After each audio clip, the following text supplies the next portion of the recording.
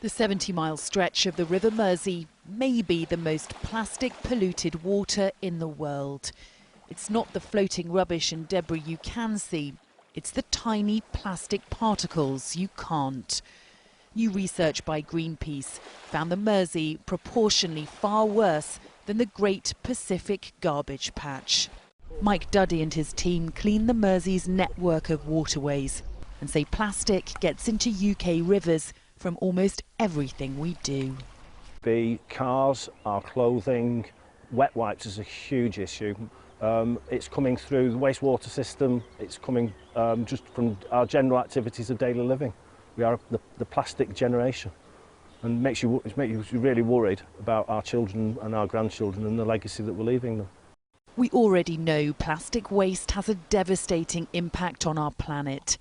But microplastic particles are so small they often can't be picked up by water filtration. Once they pollute the country's rivers, they contaminate its marine life and are almost impossible to remove. Microplastics in water like the Mersey estuary can be devastating for marine life. But it's also emerged humans could be consuming up to a credit card's worth of microplastics every week. That's from drinking from plastic bottles, eating shellfish and salt. And the full impact of that on human health isn't yet clear. But awareness does appear to be growing.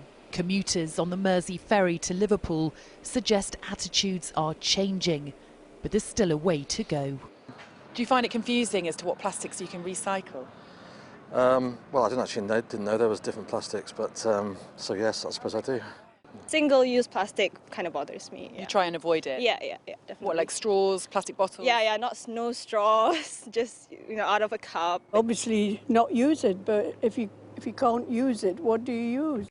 And that's perhaps the issue. Without an alternative and legislation, plastic will continue to contaminate our rivers, oceans and animals. Sally Lockwood, Sky News, Liverpool.